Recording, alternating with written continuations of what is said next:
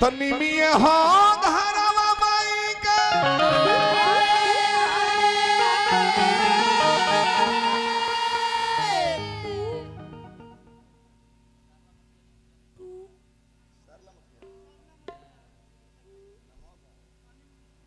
अनिल मिस्त्री जी सरला मठिया से चल के आइल बनी शिवपुर सकरा से ये दोबारा पुरस्कार दिले बनी अनिल भाई के बार बार प्रणाम। तनी में हो घरवा माई के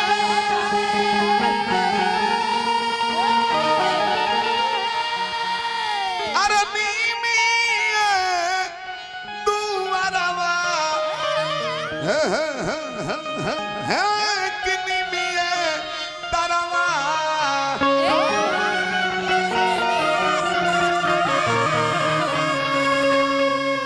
बीच में लय ना बाजी बेंजू से लय ना कहाई कहे तोनो कहाई पुरानका ठाठ हो पहले बेंजू ना बाजी वही ना कहे पखाउज में ले लो कि नीमिए हो घरवा माई के नीमिए दुआरवा हो कि नीमिए तरवाना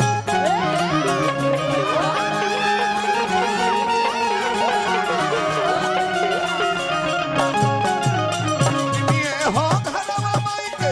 नीमिए दुआरवा हो कि नीमिए तरवाना तो मैया जी के सजल दरबारवा हो कि नीमिए तरवाना मैया जी के सजल दरबारवा हो कि नीमिए तरवाना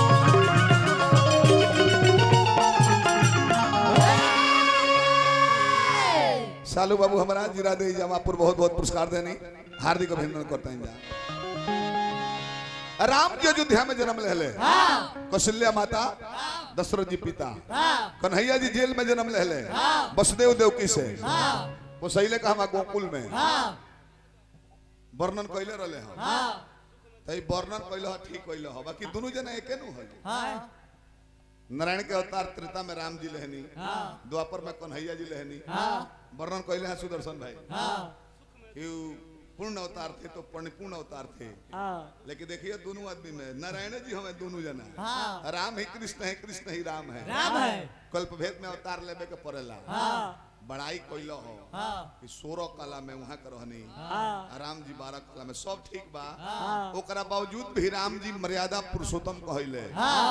कन्हैया जी छलिया माखन चोर काहे कहले रण छोड़ रण से भाग चले पीठ देखा के काहे कहले राम अपना मर्यादा खाती उहे काम कहले बड़े जो एगो आम मनुष्य कर सकता वो चाहते तो रावण के अयोध्या से मार देते वन में छोड़ दियो अयोध्या से मार देते बाकी उहे को के देखले जो एगो पुरुष कर सकता यहां लेकिन तबले रावण के नाम मरले जब ले विभीषण बतौले ना कि नाभि में अमृत बा कन्हैया जी अपना भक्त खातिर छल कपट को के केहुआ को के अपना भक्त के लाज रखले तो बताई मलिकार ड्राइवर बन गइले आ चेला अर्जुन के महारथी बना के रथ पर बैठा देले अपने ड्राइवरी करता रहे ये अंतर बा वो अपन मर्यादा देखले कन्हैया भक्त खातिर अपनो मर्यादा ना देखले माखन चोराए खइले घरे गाय ना रहली सब काहे चोराए खइले काहे ऐसे कि कलयुग में लोग के शिक्षा मिले कि माखन मिश्री दूध दही अमृत भोजन हो अपना घर नहीं खा किनियो के खा चोराइयो के खा फायदे करी तो हमने के उनकर बात पर ध्यान देता नहीं जा हमने के माखन नहीं खाए मलाइयो नहीं खाए आरएसओ नहीं खाए फ्रूटियो नहीं खाए महुआ ले आओ बाकी गुदगुदी होती बंटी बबली वो चली पाउच में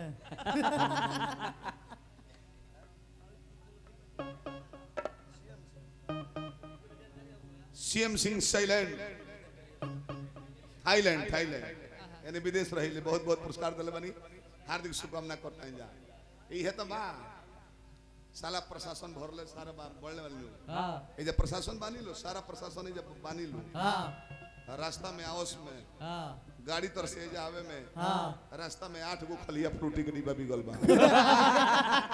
कान काटल लात ना परे साइड होके आवे को परतल जन जबकि लगा ही बॉर्डर बा तई में प्रशासन के दोस्त थोड़े बा ना ये प्रशासन के काम ना हो ना प्रशासन के काम है जनता के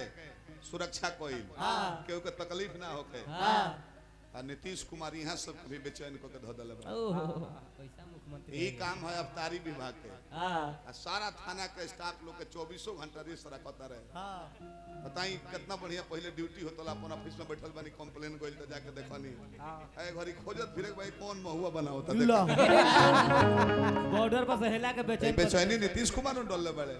साफा बंद कर देला ना मिली लोग छोड़ दी अब मिलतो नहीं खे अच्छा आ जहां खोजबा तहां भेटाइयो जाता सारा बिहार के धन जाने की उत्तर प्रदेश में चल जाता जब खेत उत लिखावत होई गाड़ी किनत होई जनता हाँ डबल रेट खेत के लिखाई पर हो गइल बा। डीजल 5 रुपया महंगाई उत्तर प्रदेश से अपना की हवा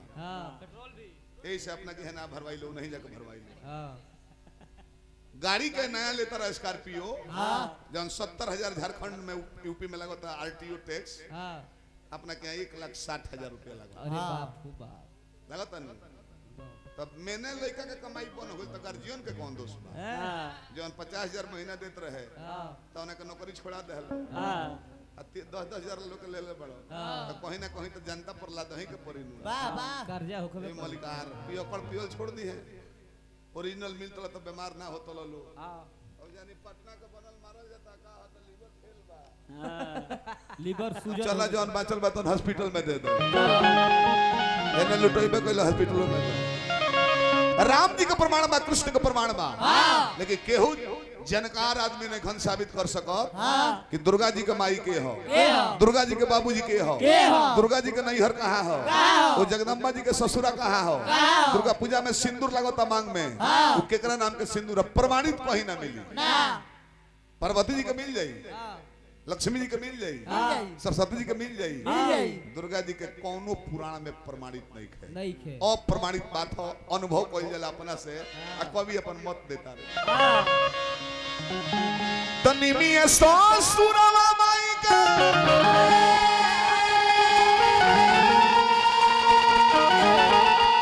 आरनिमिया नई हरवा किनिमिया दरवा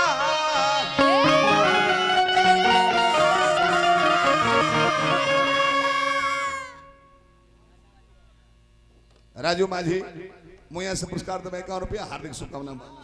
तनी मिया ससुरवा माई के ये नई हरवा हो किनी मिया दरवा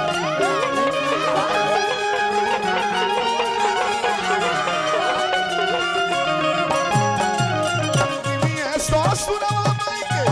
ये नई हरवा हो किनी मिया दरवा करलू भक्त लोग बिचारवा हो किनी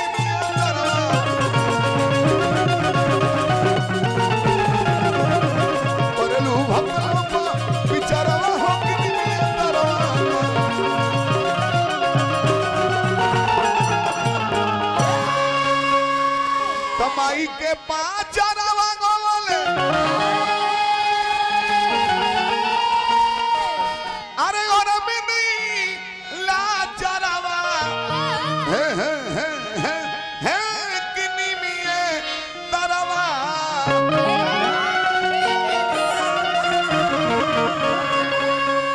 माई के पाँच रवा गोले और बिनी लाजरवा हो किनी मिए